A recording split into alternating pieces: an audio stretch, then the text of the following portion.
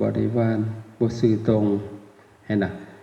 เกิดจากผลการกระทำตั้งเบิดบ่แม่นมันเกิดขึ้นเองโดยลอยๆได้บ่มีเรื่องบังเอิญในโลกหักแม่นเกิดจากกรรมทั้งนั้นเลยเพราะนั้นถ้าพุทธศาสนาเขาเสียดยังเขาก็ต้องได้ศึกษาทุกอย่างนั่นแหละศึกษาให้มันเป็นระบบเป็นกระบวนการเพราะว่าธรรมะคือหน้าที่นะอันนี้มาบอกเข้าประเด็นเลยธรรมะคือธรรมชาติแต่ธรรมะคือหน้าที่โดยกฎของธรรมชาติหน้าที่โดยกฎของสังคมเพราะเรื่องหน้าที่นี่คือมันกว้าง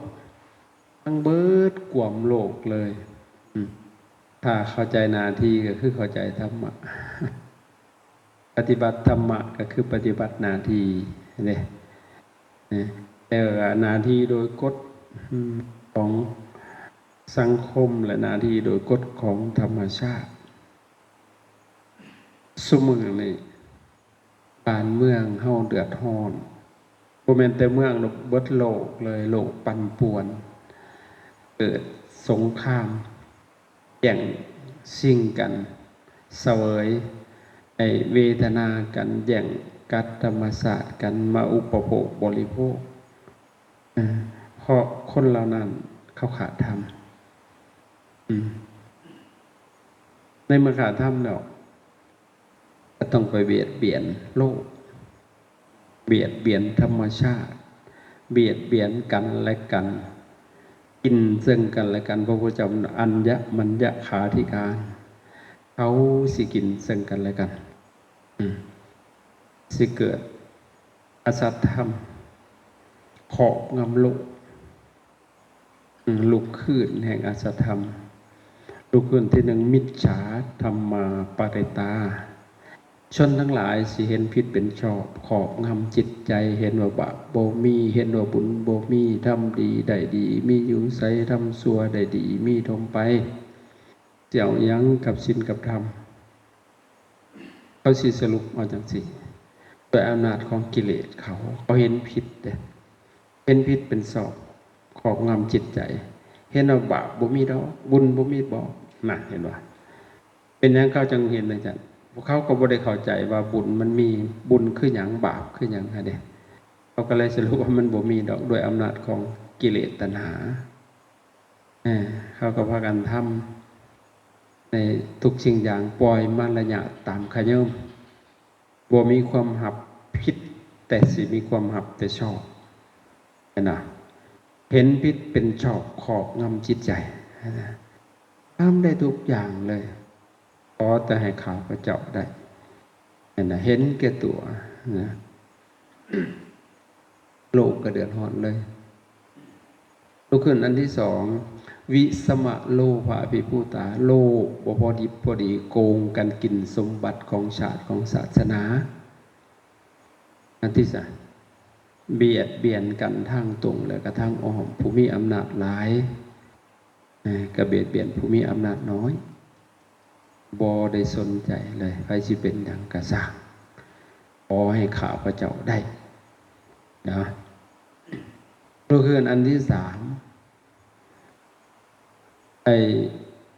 อสัตธรรมราคะรัตตามีความกนัดกะเป็นบากามหลายลูกหลายสู่หลายผัวหลายเมียมันกระแมนได้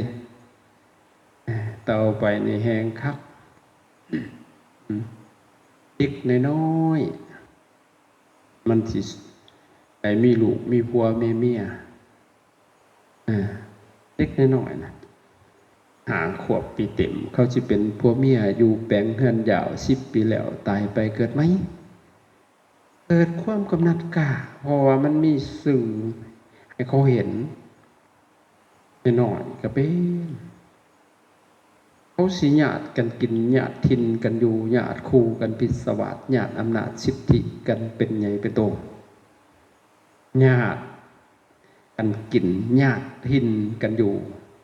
ระดับโลกเลยล่ะอาณานิคมระดับประเทศระดับบ้านเมืองกันญาติกันกินญาติทินกันอยู่ญาติคู่กันพิศวาสเห็นบ่ดีต่อไปนี่มันก็ต่ำลงไปคิดต่ำใจซ้ำคิดแตกใจเพ่ลูกแม่เล่นเสิ่งสู่สำสาวเขาสิเสิ่งกันเล่นคือหมูหมาเป็ดไก่บับปะเอือไอนั่นสิบ่มีมันตามปานนั้นผู้ใดมันมืดมันมืดแหงเพราะอย่างเพราะศีลธรรมนะมันบ่ส่องเข้าไปหอดจิตใจเขาเลยตกอยู่ในห่วงแห่งความมืดทั้งนี้และทั้งนั้นก็เกิดจากบาปกรรมของเฮาแต่ก่อนแนวทำไว้พอเฮาขาดทำเนี่ยเฮาบ่ปฏิบัติธรรมเฮาบ่ปฏิบัติหน้าที่เอาหน้าที่นี่มันกวมเบิดโลกเลยเอามาหน้าที่ฮะนะต้นไม้มันก็ทำหน้าที่มันได้ก็ไปดูดเอาไอ้ฝุ่นขึ้นไปรอเลี้ยงลำการกิ่งใบส่วนใบมันก็ไปเอาออกซิเจนส่วนเกล็ดส่วนกระพี้ต่างๆทำหน้าที่สามัคคีกันเบิดผมเกินคนเฮาก็คือกันทำหน้าที่ให้มันตรงต่อหน้าที่โดยกฎของธรรมชาติและก็กฎของสังคมที่เขาอยู่กันวุ่นวายนี่คือกฎของสังคมสังคมคืออย่างสังคมะที่อยู่กันในโลกสมมุติเนี่ยนะไปด้วยกันพร้อมๆกันด้วยกันไปด้วยกันแต่ว่าในทางที่มันดีมันงามได้แหละสังคมเละๆก็มีถ้าจำแนกออกเป็นหมวดเป็นหมู่เป็นคู่ก็พอจำแนกได้6คู่ที่ทำหน้าที่ต่อกันนะคู่ทำอิฐพ่อแม่ลูกคู่ผัวเมียพ่อแม่ลูกคู่นายกับลูกน้องแล้วก็คู่เพื่อนกับเพื่อนแล้วก็คู่ศิษย์กับคู่แล้วก็คู่พระกับโยมไล่มนุษย์แต่ละคู่แต่ละคู่หันมีธรรมอนุเคราะห์ซึ่งกันและกันหาสถานเสี่ยวกับเสี่ยวกับมีธรรมหาสถานสงเคราะห์กันไอ้นายกับลูกน้องกับมีธรรมหาอย่างพอผัวกับเมียก็มีธรรมหาอย่างลูกกับพ่อแม่ก็มีธรรมหาอย่างแต่ว่าครูพิเศษชิดกับครูก็มีธรรมหาอย่างครูพิเศษสุดคือพระกับโยมไม่หาพระให้พระลุกขึ้นนะพระเฮาแต่โบว่าพระให้อย่างลุกขึ้นเลยเฮาเห็นหรอที่นี่พระอาจารย์สิมาเน้นลงผู้พ่อแม่ลูกนี่นะเอาลูกกับพ่อกับแม่มีธรรมหาสถานนะอนุเคราะห์สงเคราะห์กันถ้าขาดธรรมหาประการนี่พังเลยเข้าใจบ่ถ้าขาดธรรมหาประการนี่เฮาสิพังเลยพังพินาศเลยครอบครัวนั้นก็แตกสลายเลยแหละอยู่บ่เป็นสุขอย่างเช่นเอาแต่พ่อแต่แม่ลงมาพ่อแม่นี่มีธรรมอนุเคราะห์สงเคราะห์ลูกหาอย่างซึ่งเป็นแม่ที่ดีพ่อที่ดีอย่างที่หนึ่งห้ามลูกบ่ให้ทำความชั่วแต่น้อยๆก็ได้มานะฝึกฝนเขาแต่บอกมันใหญ่เลยจังสิมาสอนมันบ่ได้ใหม่แก่กายเบ็ดเม็ดแก่กายแกงมันบ่ได้ต้องฝึกแต่น้อยมาเลยแต่ก่อนเพิ่นสอนตั้งแต่อยู่ในห้องคุณตัว เอาของอุปุ่งอยู่ในไปฝากไว้กับผักฝากน้ำเนทานเนี่ยคู่น้ำพระพุทธเจ้าคนตะกี้นะคือผ้าคาทองอุ่มทองไปเลยแองขันกาบกุสิกตวากุมารวากุมารีวาโสปกมันตังสารนังคัจฉามิพุทธันจะธรรมันจะสารนังคโตลูกผูกขาอยู่ในท้องนี้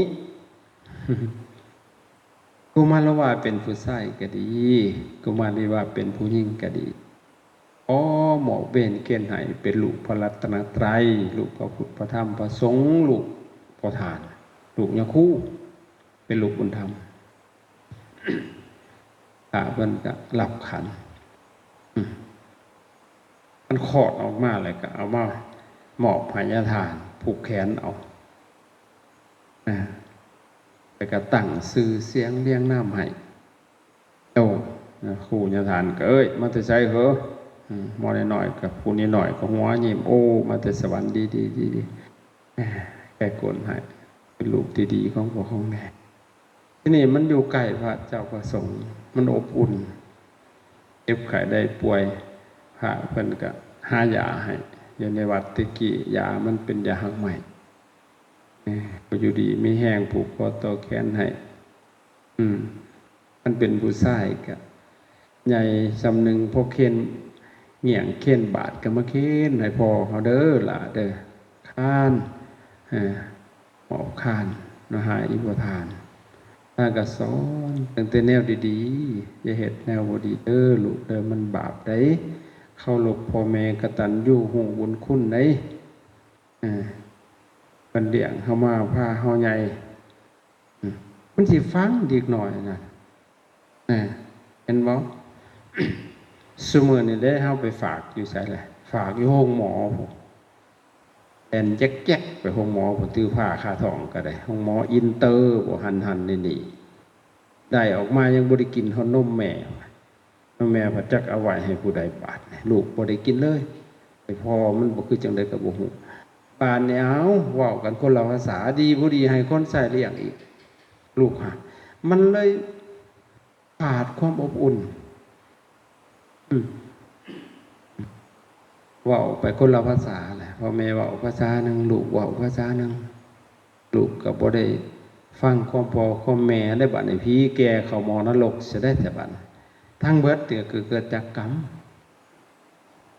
รมจังได๋แต่กี้เฮาก็อาจสิบ่ฟังความพ่อความแม่เฮาบาดเฮามีลูก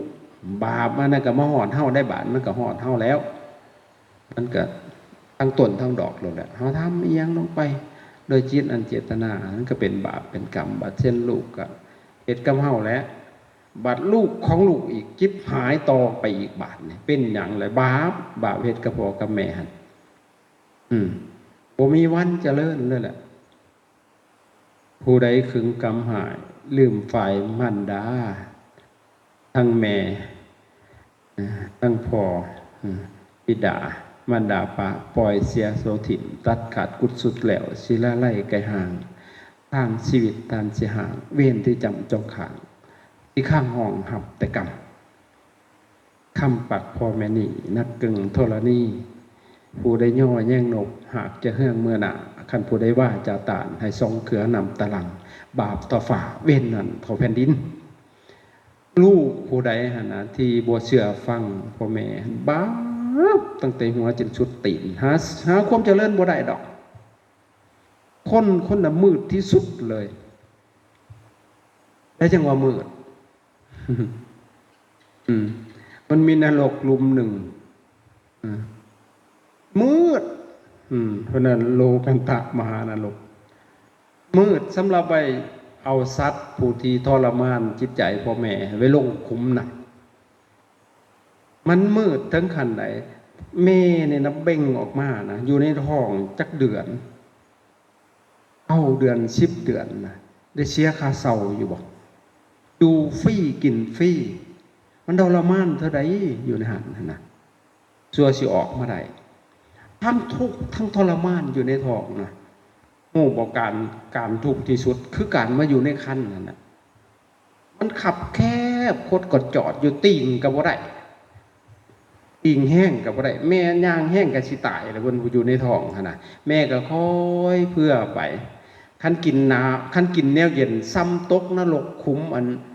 น้ำแข็งพุ่นลูกในท้องหั่นน่ะคันกินแนวร้อนก็ชำไฟล้นคันกินแนวเผ็ดก็ลวกแต่แม่ก็ได้อดทนสิกินหยังก็ย่านอยู่ในท้องหน่วงคันเพิ่นดูเพิ่นทนที่สุดเลยแม่หั่นนะถ้าลูกผู้ใดยังบ่เห็นคุณมืดสุดเลยแหละคนนั้นมืดที่สุดเลยเพราะจะว่านิมิตังสาธุรูปนังกตัญญูกตเวทิตานิมิตหมายของคนดีเครื่องหมายของคนดีลูกที่ดีก็คือลูกที่กตัญญูหูคุณพยายามละคนเลวหมายเลขหนึ่งเบิ่งเอารมณ์คือลูกที่บ่เชื่อฟังนั่นแหละเถียงพ่อเถียงแม่เฮ็ดให้พ่อแม่น้ำตาลางลิ้นไหลนั่นแหละคนเลวหมายเลขหนึ่งแต่คนนั้นดีให้คนอื่นบ่ได้เพราะว่าแม่บังเกิดเก่ายังดีให้บ่ได้นะแล้วมันสิดีให้ไผได้ล่ะคนเฮามันสิดีมันก็ต้องดีให้พ่อให้แม่ก่อนจังสิแพ้ไปหาคนอื่นเป็นลูกเป็นเมียเป็นผัวเป็นเมียไผก็บ่ดีดอกคนผู้ที่บ่ดีให้พ่อให้แม่ให้จำไว้โลดอันนี้มันสิสะท้อนปราบอันนั้นมันสิถึงเฮาเบิดหั่นนะเข้าใจบ่พระเน้นนี่ก็คือกันแหละถ้าให้ยังดีให้ครูวิชาอาจารย์บ่ได้เฮาสิดีให้ไผได้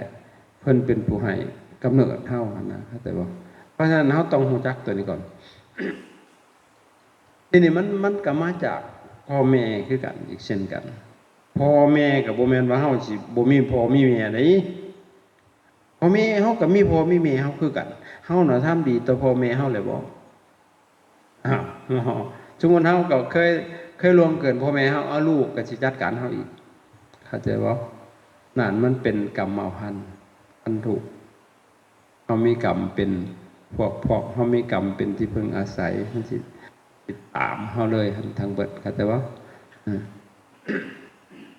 แต่ว่าคนโบราณเพิ่นยังสอนลูกตั้งแต่อยู่ในท้องปากท้องไว้กับพระกับแม่ครูอบรมจังศีลธรรมมันสอนแต่แนวดี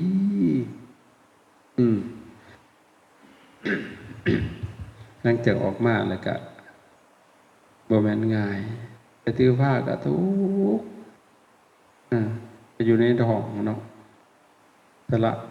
สวยสละสาวข้าวองค์ทองแม่บ่ห้องแม่บ่บนแม่ทนได้แม่นุกแม่ถนอมตุกทองแก่แม่เต็มใจจะหาไผเหมือนแม่แผ่ทุกคนครบ10 เดือนเคลื่อนคลอดหลอดชีวิตแม่สนิทลูกน้อยคอยฝึกฝนความหักแม่เปี่ยมเมตตาหนานิยมประดุจลมช่วยเย็นไผเห็นดีหอบสังขารทำงานเลี้ยงลูกน้อยเองจะค่อยใจซ้ำตามศักดิ์ศรีเองจงให้ได้ศึกษาวิสามีให้ได้ดีกว่าพ่อแม่หวังรอคอยเหมือนนกกาหาเหยื่อมาจุนจะลูกเลยความสุขหาสับให้ใส่สอยยามไก่ฝากจากอุลาตั้งตาคอยใจละหอยนอนสะอื่นคืนขมสวงกว่าลูกจะสำนึกถึงพระคุณแม่สร้างน้ำแต่บางที่ว่าแทบหลับหลวงบางก็ป่วยจนแทบสิ้นดวงแดลูกจึงห่วงเอาใจใส่ในกายาจะให้ล่อไก่ตายจึงกายไก่เป็นซบไปจึงหูบุญคุณทานนายามทานอยู่ควรหูสัตว์สังจตาตอบแทนคุณมารดาบิดาเอ่ยโอแมนบัดเป็นตายยังคิดได้เด้คิดได้ในวันที่มันสายถ้าอยากตอบบุญแทนคุณกับตอนเพิ่นยังมีชีวิตอยู่ให้เลี้ยงเฮามาพาเฮาใหญ่มึงดูให้คิดมึงดูคิดตั้งแต่ต้นข้าวแม่ยังเป็นสาวผู้ได้เศร้าใบนมบอกว่าเสียเงินหอยบัดบุตรตาหน่อยจับใบแม่บ่ว่านมของแม่มีราคาเพิ่นยังให้ลูกหน่อยบายเล่นบ่ว่าหยังบ่แม่นบายซื่อๆกัดพร้อมเอาที่ทุกสิ่งทุกอย่างหั่นนะไผเลยสิได้คือแม่เฮาบ่ได้คนอื่นเขาว่าเขาหักเขาแพงเฮามันมีประโยชน์ซื่อๆดอกบ่ได้ทออันคนอื่นหยองบ่ได้ทอแม่เฮาด่าเด้ เมเฮาด่าหันเพิ่นฮักเฮาบ่เคยเปลี่ยนแปลงเลยความฮักที่มีต่อลูกหั่นน่ะแต่ลูกก็บ่ฮู้เรื่องเลยว่าพ่อแม่บ่ฮักคันบ่ฮักเจ้าสิได้เกิดแต่บ่ยาเม็ดเดียวเท่านั้นแล้วหมุนอุ้ยปุ้ยปานป่นปลาดุกยาเม็ดเดียวบ่ได้เกิดย้อนว่าฮักตัวจังว่ายอมทนคือผ่าท้อง9 เดือน10 เดือนมึงดูยามเฮาวันคลอดออกมาวันเกิดเฮาซ้ำวันตายของแม่ตัวสิหม่อมออกได้มันบ่แม่นง่ายเด้เลือดออกบ่ครึ่งคุผุดออกมาแล้วก็โอ้ยทั้งปากกินน้ำหอนทั้งกดประจีไฟนอนตะแก่พิงไฟจนว่าขาแอวลายอยู่กำกินหอนนอนก็นอนในหมอกินก็กินในหมอหูข้อแทบสิแตกอดทนมึงเนาะทรมานแต่ใดล่ะตัวบ่แม่นง่ายนะเปียกยามเฮาขี่เพิ่นก็แกะยามเฮาถ่ายเป็นบ่ายถูเพิ่นอีดูตนเฮาความกวยถ้วยอูบยามเฮาอ้อไห้สายใจเพิ่นก็ก้อมยามเฮาขี่ใส่พระออกเพิ่นยังหลังยอดทรงไอ้เลยสิคือเพิ่นคือพ่อแม่เฮาคนอื่นเขาเห็นแก่แอะแล้วเขาบ่ได้สนใจหั่นน่ะแต่ว่าเฮามันก็เหมือน นั่นแหละเฮาเป็นแม่เฮาก็มีแม่แต่เฮาทำดีกับพ่อแม่เฮาบุญอันนั้นก็ฮอดเฮาคือกันนี่มันว่าทำที่พ่อแม่มีให้ลูกหาอย่างที่หนึ่งบ่ให้ลูกทำชั่วหนทางให้ลูกตั้งอยู่ในคุณงามความดีข้อที่สองบ่ให้ทำชั่วเลยยังบ่แล้วได้ต้องให้ทำแต่คุณงามความดีแต่ประการที่สามทำกิจไปสอนศิลปะวิทยาให้ลูกได้ศึกษาหำเฮียนวิชาความรู้ไว้แจ้งไปได้กับไปจ้างให้เฮียนให้มีความรู้เห็นเนาะต่อมาอีกครูข้องให้ที่มันเหมาะสมตาใหญ่ขึ้นมานะผู้ใดพอสิเป็นตาแน่พอสิไปกันได้มีศาสตร์ตระกูลรุ่นศาสตร์เขาเป็นคนหูผู้ดีพอสิอยู่กันได้เห็นบ่ทุกมื้อนี้พ่อแม่บ่ได้หาให้เลยหาเองจักนอนเอาไปมั่วเบิดเลยบัดนั้นมันสิได้เรื่องจะได้ละบัดนั่น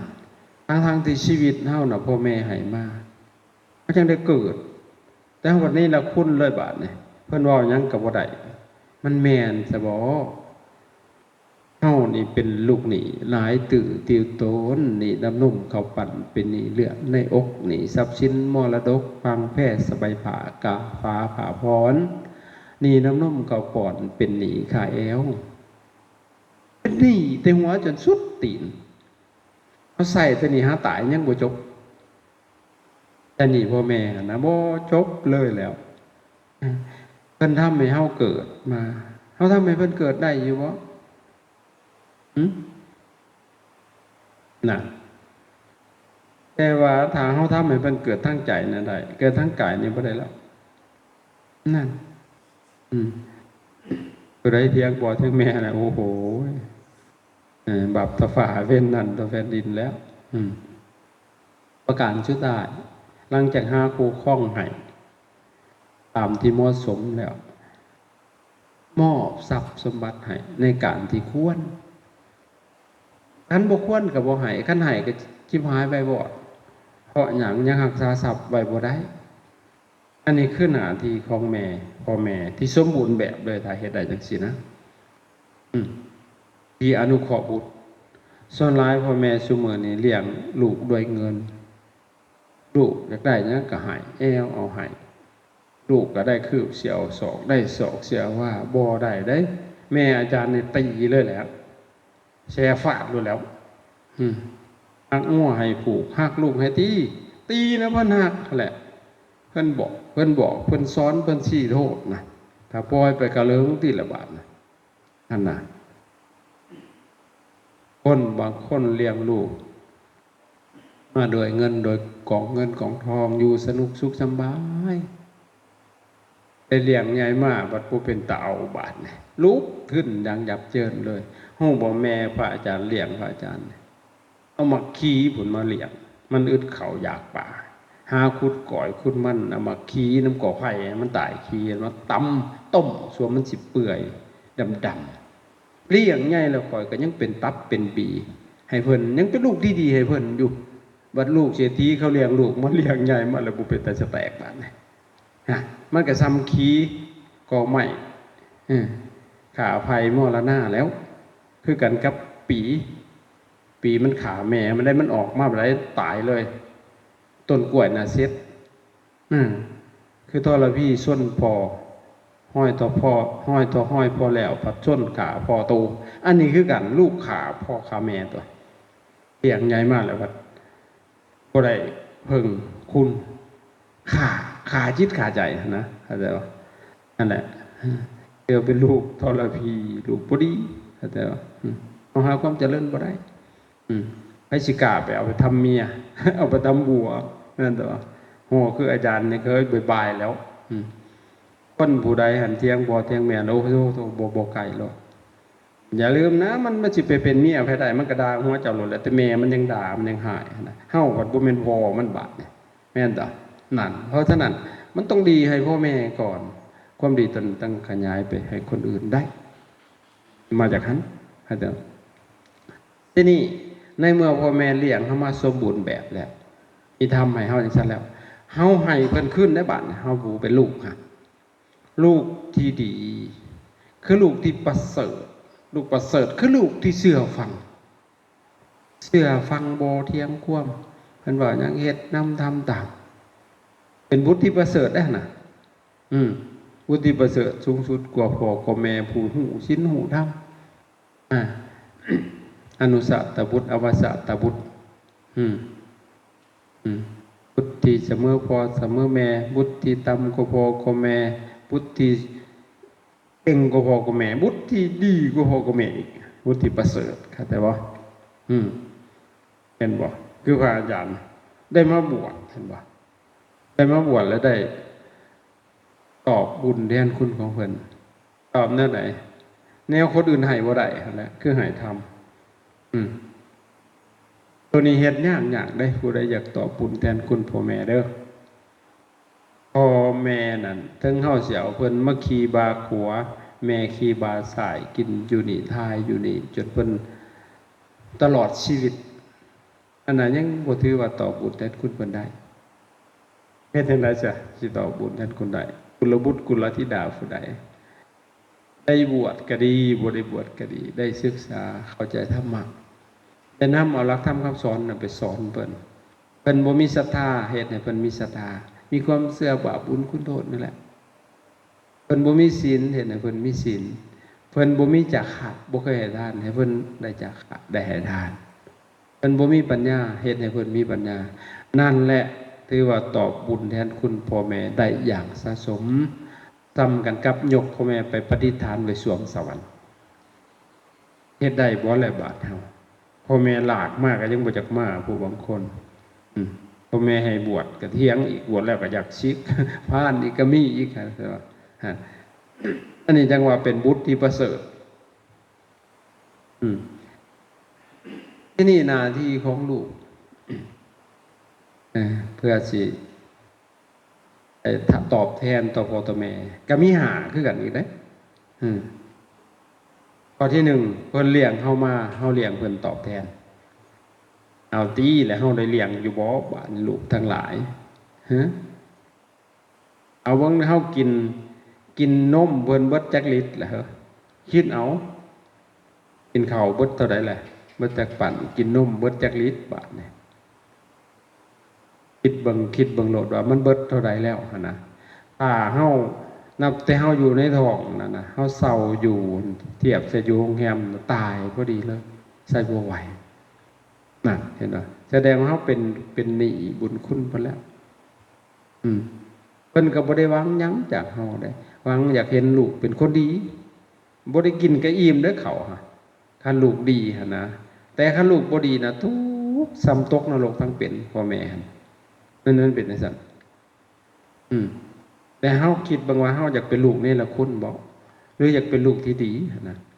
อย่าลืมนะถ้าพ่อแม่ถิ่มแล้วบ่มีไผเก็บไปดอกเพราะหยัง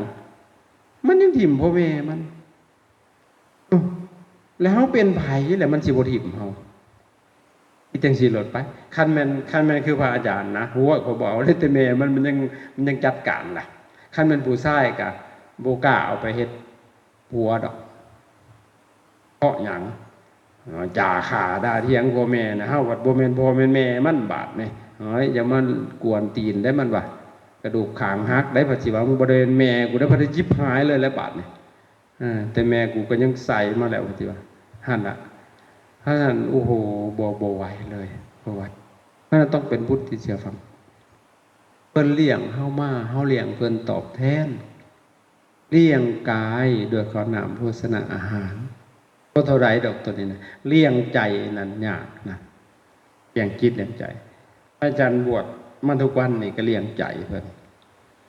ครับเมื่อจากเมื่อเทศนี่พอฟังพอเทศก่อนทุกที่เพราะเพิ่นเกิดก่อนทำแก่กว่าก็เลยบอกกล่าวว่าอย่ามันขัดใจเพิ่นก็ยังเนาะเทศสอนแม่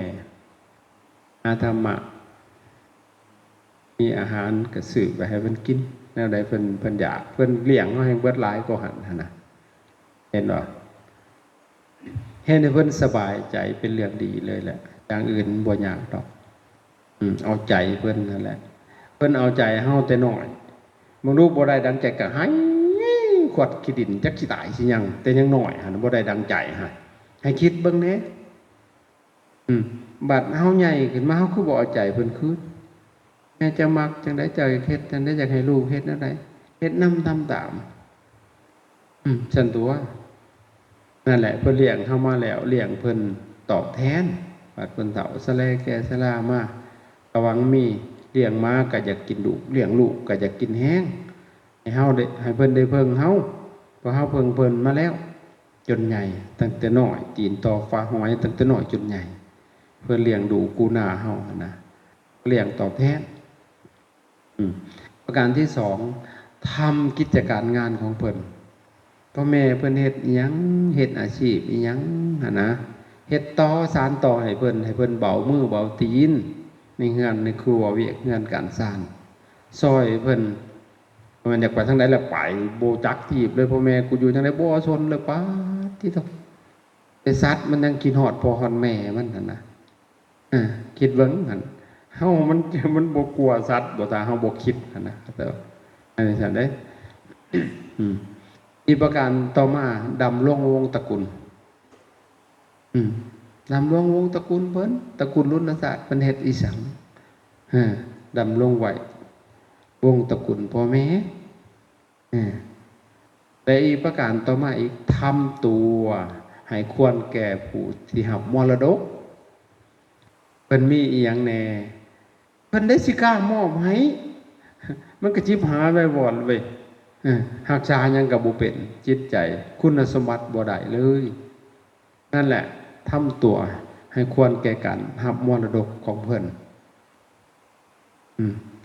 หลังจากเพิ่นเสียชีวิตไปทำบุญอุทิศหาเห็นบ่ทำบุญสุนทรหาบ่แม่นเลี้ยงแต่ตอนยังมีชีวิตตายไปยังนำเลี้ยงหัวจิตวิญญาณของเพิ่นบ่ให้เพิ่นเป่าเปลี่ยวเอกาตรงสการเมียนข้าวทำบุญสุนทรทานหานั่นแหละคือลูกที่ประเสริฐตัดเส้นเฮาเฒ่าแก่มาเฮามีลูกมีเต่ามีผัวมีเมียเขาก็สิกตัญญูต่อเฮาแต่ถ้าเฮาบ่กตัญญูต่อพ่อต่อแม่เฮาเตรียมโตนรกมันมีเดี๋ยวก็เจอนรกตั้งแต่ดิบๆเลยแล้วแหละเฮาสิพบสิ่งพวกนั้นเพราะฉะนั้นคันคิดได้กลับใจได้มันก็บ่สายเพราะเพิ่นพ่อแม่ยังมีชีวิตอยู่พระก็ดีโยมก็ดีไปขอขมาเพิ่นลงไปในตีนเพิ่นงามๆโอ้ยแม่เอ้ยพ่อเอ้ยลูกได้ผิดลูกได้หูหนวกตาบอดลูกมันมืด อโหสิกรรมให้ลูกเด้อลูกสิบ่เฮ็ดอีกต่อไปมีไม่ออกอันหนึ่งลูกเล่าหันเป็นครูพีดใจให้แม่ว่าแม่น่ะบ่แพงเครียดให้แม่บ่เว้านะแม่8 ปีเห็นบ่มันย้อนขาลงนรกครึ่งหนึ่งแล้วแม่น่ะทุกข์เพิ่นเองก็ทุกข์เด้เพิ่นก็ทุกข์ก็ตายที่เป็นครูไปสอนนักเรียนไผสิฟังเพิ่นยังบ่ฟังความพ่อของแม่แม่แล้วก็ทุกข์แม่ใหญ่แล้วก็ไปแต่วัดไปฟังเทศน์บัดพระประเทศเรื่องจังซี่แหละคือพระอาจารย์เทศนี่แหละแต่โอ้ยเนาะจังแม่นเพิ่นเว้าดีอยากให้ลูกได้ยินเด้และอัดเอาอันนี้มาเปิดเราแหละนั่งเขี่ยวหมากอยู่เปิดเพิ่นบ่ได้ยินที่เพิ่นหูบ่หนวกเนาะให้ตายไปเลยบัดนี้ว่าสิตกนรกหลุมมืดนะโลกันตะมหานรกนะมืดบ่เห็นหยังเลยเพราะใจมันมืดเด้ให้แล้วมากราบแม่ฮู้บ่แม่น่ะตาฟังๆจนแจ้งมหักกตาอารมณ์ดีใจว่าโอ้ยได้ลูกคืนแล้วบัดนี้8 ปีนะบ่ว่านะแม่นะคิดเบิ่งว่ามันถูกทำไปทั้ง2 ฝ่ายเลยคิดได้จังได๋ว่าพ่อแม่บ่ฮักเจ้าก็ตายแต่อยู่ในท้องพู้นแล้วเว้ยสิเลี้ยงเจ้าเฮ็ดอีสังเอาไปมาเพิ่นว่าหยังก็บ่ได้บัดนี้บ่เว้าให้ลูกเลยสิเว้าให้ไผหั่นน่ะเฮาคิดผิดเลยสรุปเอาเองเลยหั่นน่ะแล้วก็บาปนรกเผาแต่บ่ทันตายแล้วเราก็ขอขมาแม่ทั้งให้น้ำกันทั้งแม่ทั้งลูกโอ้ยดีเลยลูกเอ้ยว่าซั่นพ่อแม่ยกให้เอาให้ลูกอยู่เสมอยามใดก็สร้างรอวันนั้นอยู่นะก็ตะเกียบตะกายขึ้นจากหมอนรกเห็นบ่เพราะฉะนั้นกลับจิตกลับใจบ่แม่นแต่โยมดอกพระก็คือกันเด้บางองค์พ่อแม่เว้านี่หายสิอันห่มผ้าอยู่นี่ยังหายบ่ให้แม่จะก็มีได้มียังต่อรองอีกแล้วบางองค์ว่าเฮ็ดนั่นเนี่ยเด้อคันจะให้บวชเพิ่นว่าสั่นบ่บวชให้ไอ้ชิกได้นี่เพิ่นว่าอีกเอาสิไปต่อรองเพิ่นได้อีหยังบางคนเนี่ยพ่อแม่จมก็ให้พระอาจารย์นี่ว่าอันแม่เฮาด่านี่ม่วนกูเสียงคนหยอกเด้ในใจพระอาจารย์เด้แม่ด่าแม่ให้นี่ม่วนกว่าคนอื่นหยอกอีกเพราะหยังใจเพิ่นบ่ตรงกับปากแม่หั่นน่ะที่เวลาหายลูกเพิ่นแพงได้อันเพิ่นหายเพิ่นเว้าหั่นน่ะต้องบังโลกเพิ่นหายเพิ่นด่าโอ้ฮักเขาได้เนาะสิโอ้ยิ้มด้วยรักยิ้มนั่นมันเป็นจังซั่นคนอื่นน่ะเขามีผลประโยชน์นะเขาก็ดีต่อเฮาถ้าบ่ผลประโยชน์มันก็สลัดเฮาแต่พ่อแม่เฮาบ่เคยเลยหักใดๆก็บ่แท้ทบแม่หักผูกสมัครสายเลือดบ่เหือดหายอันหักอื่นหมื่นแสนยังจางคายจืดจางง่ายบ่จีรังดังมันดาพ่อแม่หักลูกบ่เคยจืดจางเน้นท่าน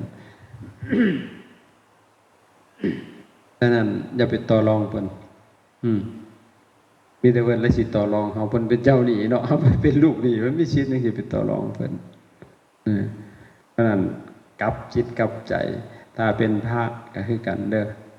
หากิจกรรมอีหยังที่สิได้ให้ญาติท่านได้ร่วมกันอาจารย์ทำทุกปีวันที่10 เมษายนอาจารย์สิบ่รับงานนิมนต์ในวัดนะอาจารย์ต้องเอาพระต้องไปฉันภัตตาหารที่บ้านไปขอสัมมาคารวะพ่อแม่แต่พ่ออาจารย์เสียแล้วยังเหลือแต่แม่พาน้องพานุ่งและเฮ็ดบุญเฮ็ดสังฆทานได้เลี้ยงถวายภัตตาหารแก่พระเจ้าพระสงฆ์หลังจากหันก็ขอฮดสงน้ำพระสงน้ำพ่อแม่เห็นบ่มันเป็นเรื่องดีได้นานๆที่เฮาสิได้พบกันญาตินะผู้ใดมีลูกมีผัวมีเมียพาลูกมากราบพ่อแม่เฮามันเป็นเรื่องดีเข้าใจบ่คันเฮาบ่พาเขาเฮ็ดเขาบ่เฮ็ดเด้เนี่ยครูทั้งหลายพ่อแม่ญาติพี่น้องเฮาเขาบ่จักเฮ็ดบุญได้นี่ญาติอาจารย์นี่อาจารย์เฮาขอได้เด้นำพ่อนำแม่นำญาติเฮาแต่ขอเงินเขาได้ออกปากขอได้นำผู้อื่นบ่ได้คันเขาบ่ปอนะเพราะหยังคันเขาทำเองเขาทำเท่าใด10-20,000นึงบ่บ่งเอาเลยอาจารย์ แต่ท่านั้นผู้นั้นท่านนั้นเอามาทำเฮ็ดบุญไปก่อนในเมื่อเขาสอนเขาพาเขาเฮ็ดเอาเงินในเขาสื่อต่อมาเขาเฮ็ดเองซุมื้อนี้เขาเฮ็ดเอง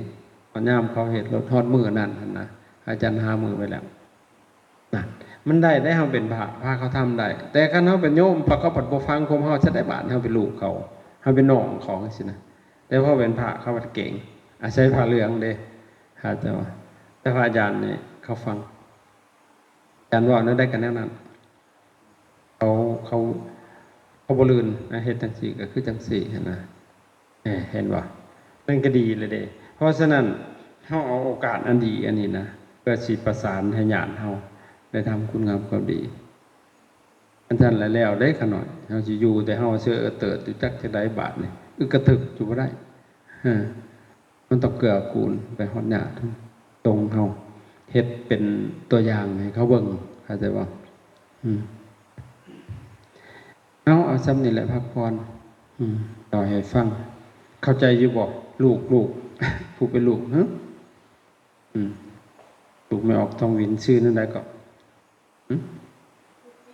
อะปุกกี้หูคอยบ่ได้ยินไปได้ปุกกี้โอ้ชื่อปุกกี้